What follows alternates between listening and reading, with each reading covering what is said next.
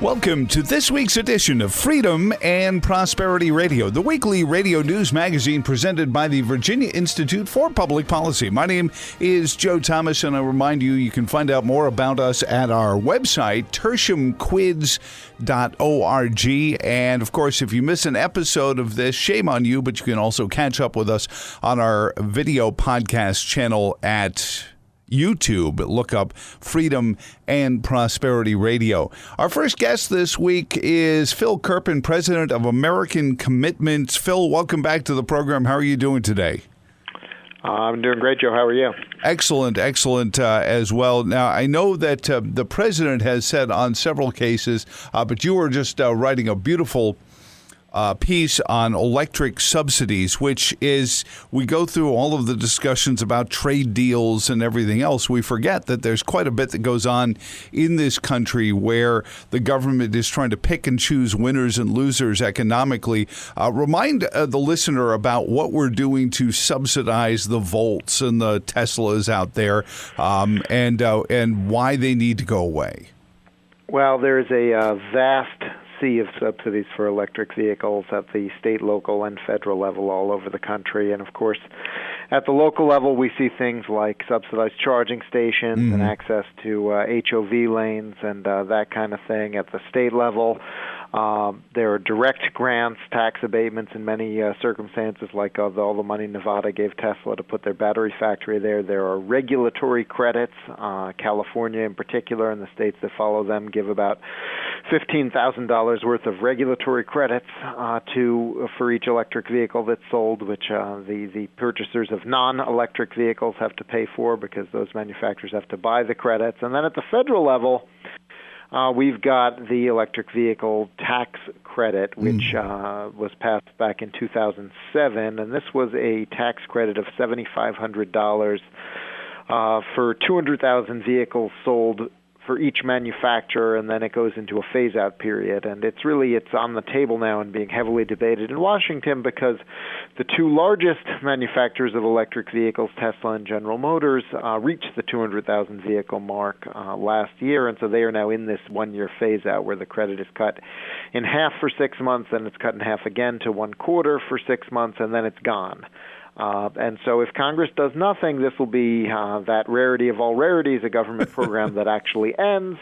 But, of course, there is an enormous risk that Congress will not do nothing, but rather will extend the program. And so that's really what's being debated right now on this at the federal level. Well, and I was reading your piece, which people can find at AmericanCommitment.org, Let Electric Vehicle Subsidies Die on Schedule. That I find interesting as the rhetoric runs around Jeff Bezos not paying any corporate taxes. And, of course, the hair on fire headlines by writers who don't necessarily seem to understand how corporate income taxes, it's not like they're filling out a 1040 EZ or anything, but it makes good copy to say that Amazon doesn't pay any taxes, and plus we're giving them breaks and everything. But here are people who, as the study reports, IRS data, quoting from your piece, more than half the electric car buyers make more than $200,000 a year, and nearly 80% make more than $100,000 a year. So wouldn't this fairly be saying that Bernie Sanders and his ilk are giving tax breaks to the wealthy? Yeah, it's interesting because I'm always told the liberals hate tax breaks for the rich. Their tax breaks for the rich are terrible, all that kind of thing. But the electric vehicle subsidy, which takes the form of a tax credit, goes overwhelmingly to the rich. 99% of people who claim it make more than $50,000. As you pointed out, 80% make more than $100,000, 50% make more than $200,000. This is, the middle income to very high income people who are buying electric cars. And by the way, a lot of them, it's their third or fourth car. It's a hobby car. They're getting it, because they want to drive it around on the weekend. The idea that is something that needs to be subsidized on the federal level through the tax code, especially when you consider how massively subsidized it already is at the state and local level, even if the federal credit expires. I just find it offensive. And by the way, half of all the electric cars are sold in one state, the state of California, because they have that regulatory mandate. And so, it's not only from the lower and middle income people to the top of the income distribution, but it's the rest of the country to the state of California, which might explain why Nancy Pelosi loves it so much, even though it's a tax break for the rich. I don't know. Well, and that's the part that I think is the obvious. But let me go to something that you and I have talked about in the world of subsidies before on this program, Phil, in many different aspects. I would make the argument that if you look at where the electric automobile industry is right now, as with many other cases, the subsidies have actually retarded the growth of any feasibility of the vehicle as an economic force, because it's kind of kept the market stagnant, and there is no look to innovate. There's no look to make it less expensive. There's no impetus to say, how can we get somebody who's making $40,000 a year into one of these? Can we make one of these cars for $10,000 and let it be like the Volkswagen Beetle, where everyone buys it because it's inexpensive and inexpensive to operate and easy enough to fix or whatever it is. But all those things that make these iconoclastic automobiles through history don't seem to be happening with the electric cars, mainly because I think they're being subsidized. Well, it's hard to know what the counterfactual would look like if, in fact, development would have been faster or better in the absence of all of the government subsidies and interventions and so forth, or if consumer preferences would have been even less for electric cars. Here's what we do know, Joe. We know that these things have been heavily, heavily subsidized for over a decade, state, local, and federal, to the tune of, probably all in $25,000 per vehicle, something like that, if you add up all the state, local, and federal benefits that go into these vehicles.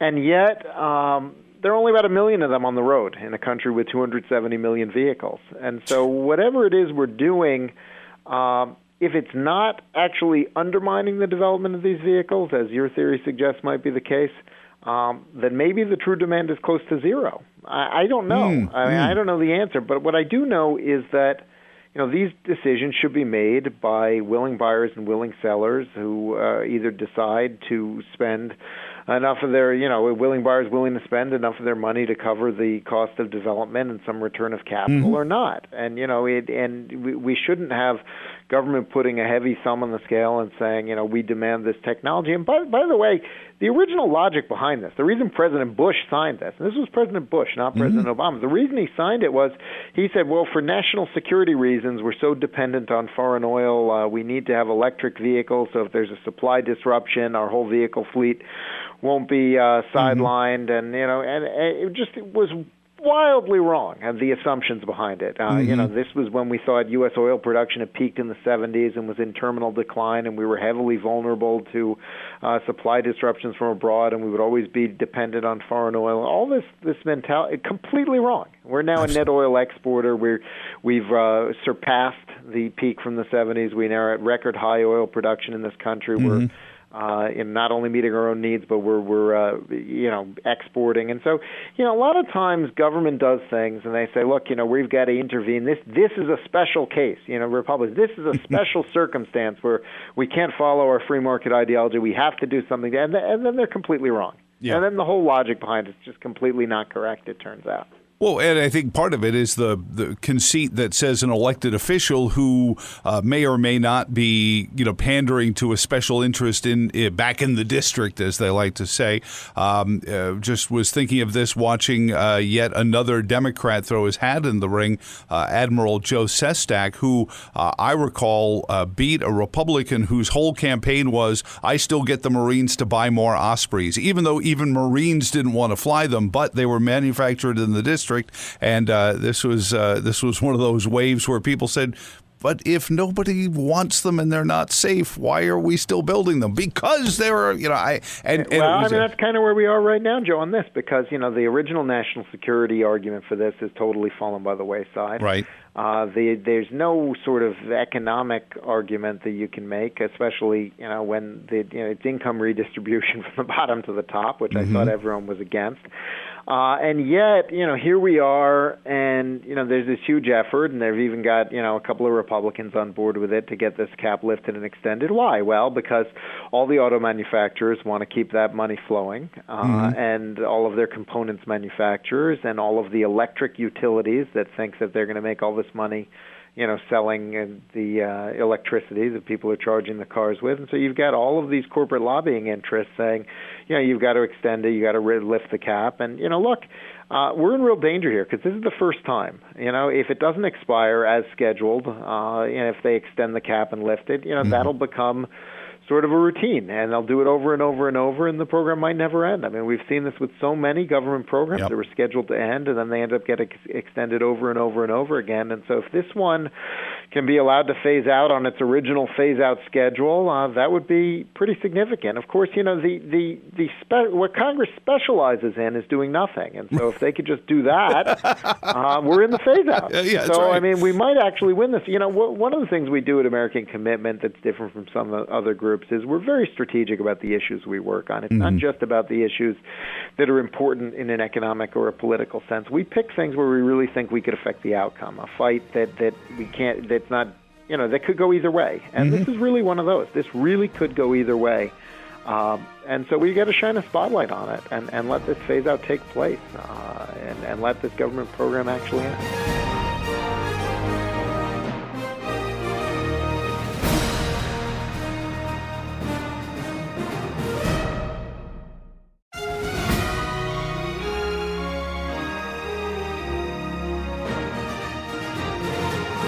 Phil Kerpen is the president of American Commitment. He's got a great piece, Let Electric Vehicle Subsidies Die on Schedule.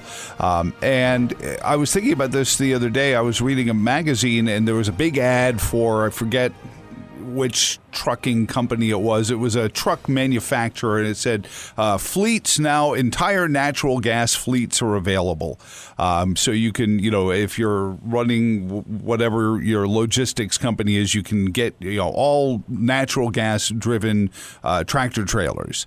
And I can recall being in State College, Pennsylvania in 2000 at the turn of the millennia, and all of their buses were natural gas. And we're getting closer to a place where I gather if a diesel truck can be retrofitted or turned over to be natural gas, couldn't a diesel vehicle like a Jetta or some other vehicle, maybe Volkswagen doesn't want to be included in any discussions about diesels right now, but couldn't passenger vehicles also be this? If we're discussing the way to come up with leaner, greener, cleaner ways to get around, that seems to be the more logical one, and it's American based on things we're already doing. I could potentially see vehicles like that. It's conceivable that we could see compressed natural gas passenger vehicles. We are only seeing it now in very large fleets, but the natural gas prices are so low because we produce so much, even more than we produced in terms of oil and in terms of the American energy boom, that even if the component systems are more expensive and you need to build new transportation infrastructure and so forth, if the fuel price differential justifies it, you might start seeing vehicles like that. Now, if gasoline prices stay where they are, under $3, then I don't think you're going to see much of that, because even though natural gas is a little bit cheaper, it's probably, on an oil equivalent, on a gasoline equivalent basis, it's probably somewhere around $1.50 or $2. Well, that savings is not going to justify the infrastructure changes and the more expensive component systems and so forth. But markets react to this stuff is the point, and you don't need to have a government policy. If we have a situation where that fuel price differential justifies it, then you'll see those vehicles commercialized and adopted. And so my view is that these are all decisions best left to the market, and if the technology and the economics make sense and consumers want it, the preferences are there, then the other pieces fall into place. Well, and certainly we've seen that. Technically, even why internal combustion engines were, the win out, because we found that we could make this stuff fairly inexpensively, distribute it and use it, and to the benefit of all. You talked about being a net exporter. I was reading a piece that said this is the first time in 75 years the United States has been a net exporter of oil. But that is something I remember from the 80s, where we talked about why it was important that we helped our allies that didn't have the kind of natural resources we have, the Israels, the Great Britains, the Frances that don't have the natural resources that the United States does. That's important for them as well, because as those prices come down, the standard of living in all of these other places of the world go up. Is that a fair point to make on the issue of energy development? Oh, absolutely.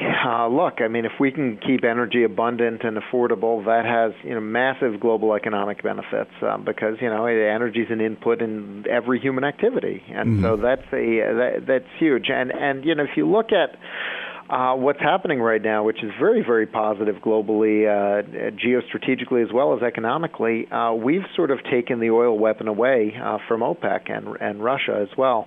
And, they tried, a few years ago, they tried a low-price strategy, and they took the barrel price down into the 30s, and their theory was this would destroy all of their North American competitors. And it failed. I mean, we had some lean years, and certainly, a lot of rigs were shut down, but for the most part, North American producers were able to increase their efficiencies, and they were able to weather that storm. And in fact, the principal impact of the low-price strategy from OPEC is that they collapsed Venezuela. North American producers were okay, but they had a total economic and political collapse in Venezuela. They strained their own budgets. They hurt Russia economically, and then they gave up on it. And then they said, you know what, actually, we need to have a high-price strategy, and they totally reversed course. And right now, OPEC and Russia have a target barrel price of around $80-85. Well, they can't get there. They keep trying. They keep cutting production. They're unable to get there because what happens is every time they cut production, we increase our production. And so the price has been in the 50s even as they've cut their production. We're gaining market share. We're keeping prices basically stable.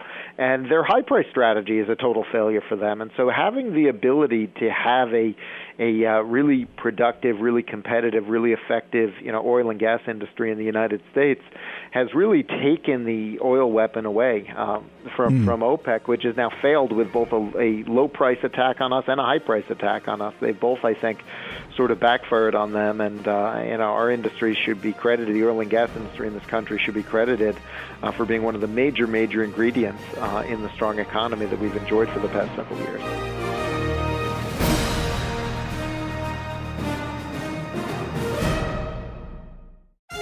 Phil Kerpen is on with us from American Commitment. Something you said there that really, struck me is unlike some of these other countries where it's the nationalized industry, it's the nationalized energy, whether it's fuel oil, natural gas, whatever it is, it's nationalized. It is the government doing it. Is one of the secrets of America's ability to weather some of these storms the fact that so much of our energy production is still, I don't know if entrepreneurial is a fair thing to say because it conjures up pictures of a guy with a drill, but for the most part... Well, there's still a lot of that, though. There's still a lot of wildcatters here who just, go off and drill exploratory wells and see what they can find, and that is part of, I think, how different the American approach is to all these other countries. And the answer is yes. I really think you put your finger on it. It's interesting, when a few months ago now, I don't remember how, maybe 4 months ago, I remember this headline. It was incredible. It was like British Petroleum, BP CEO, blasts U.S. oil market as having no brain.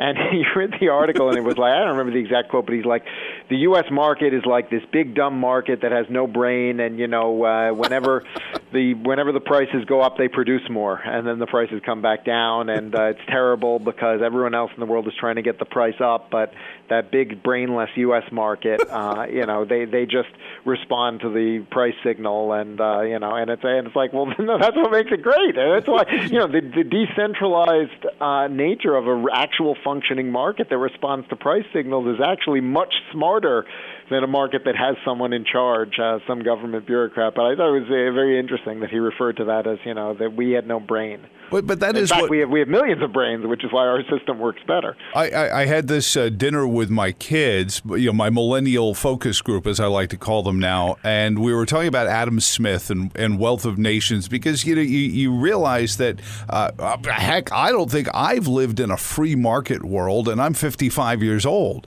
And what you're you're describing is what happens, is why competition is good for the consumer, good for the employee, good for everybody, because prices come down, wages go up. If there are more people competing for the good workers, the actual work goes up because employees are more interested in being good workers so that they can be part of it. It's all in all, it's a spiral that only seems to go up, Phil. Well, as much as we're frustrated with all of the market interventions and so forth that we deal with and that we fight in this country, federal, state, and local, in a relative sense, the U.S. markets are still very, very open and very free compared to a lot of other places. And I think that's largely because we have our share of successes. Yeah. It's not.